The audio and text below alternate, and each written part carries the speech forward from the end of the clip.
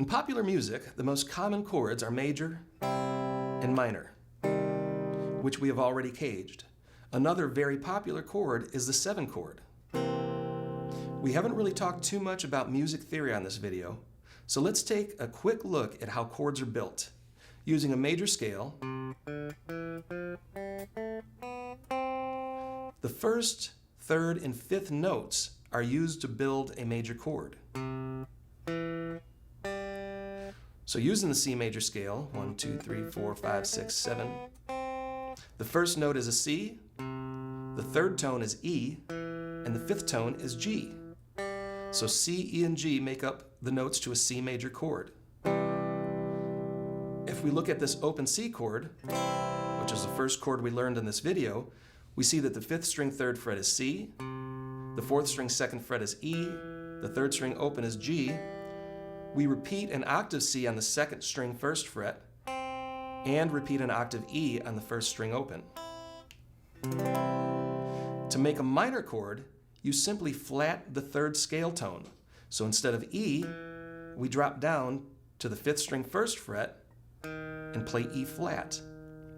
And we also eliminate the 1st string open, and we now have a C minor chord. C, E flat, G, and an octave C if we include the 2nd string 1st fret. If we go back to the C major scale and now play the 1st, 3rd, 5th, and 7th tone, we have the notes for a C major 7 chord. Notes C, E, G, and B. However, we're going to flat the 7th note, or the B note, and play B flat instead. When we do this, we have a C7, or a dominant C7 chord. You will find dominant 7th chords in every style of music, from classical to blues to country, rock, and heavy metal. So since this is such a common chord, we're going to study it caged. Starting with the open C, the first chord we learned, just add your pinky to the 3rd string 3rd fret. In this open position, you could include the open E strings, the 1st string open and the 6th string open. But to move this chord up and down the neck, the fingering stays the same, but you only strum strings 5 through 2. So here we have C7, C sharp 7, up to D7, E flat 7, E7, and on as we travel up the neck. Back to the open C7, the notes on strings 3 and 5 connect us to the A-shape C7 on the 3rd fret. Bar strings 1 through 5 with your index, place your pinky on the 2nd string 5th fret, the finger bar holds the 3rd string 3rd fret, and place your ring finger on the 4th string 5th fret. The finger bar holds the 5th string 3rd fret, so strum strings 5 through 1. Move it up the fretboard for a C sharp 7, D7, and so on. From the A-shaped C7, the notes on strings 2 and 4 bridge us to the G-shape C7 chord.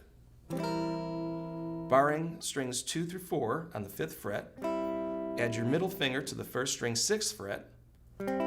This alone will make up a full C7 chord. Just strum 4 through 1.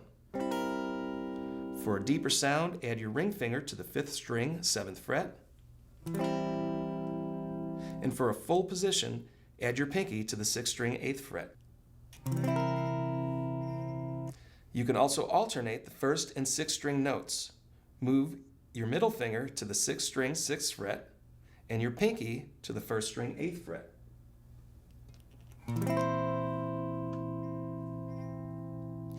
This bridges us to the E-shape C7 chord on the 8th fret. Play the C major chord, but lift your pinky to expose the 4th string 8th fret, which is held with your finger bar. And as an alternative, you can even add the 2nd string 11th fret with your pinky for a different C7 chord out of the E shape. And from here you have a movable chord shape.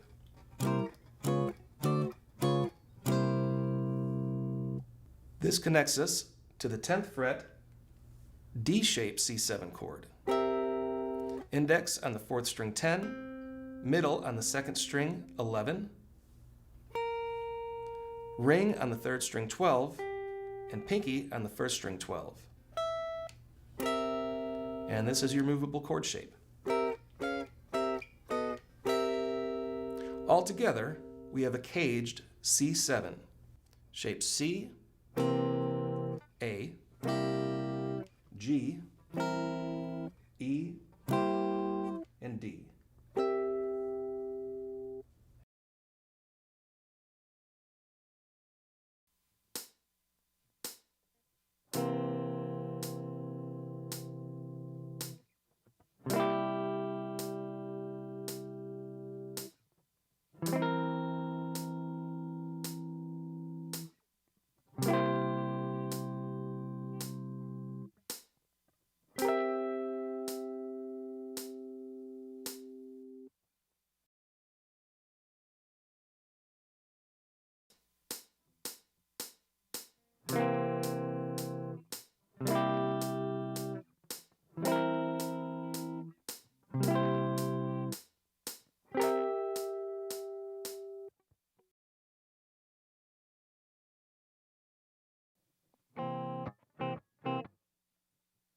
An example of using C7 chords might be C7 to F7, and then a G7 for a turnaround.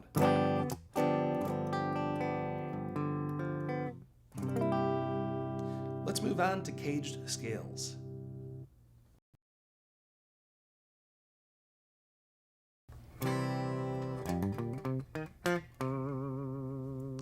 Learning scales that correspond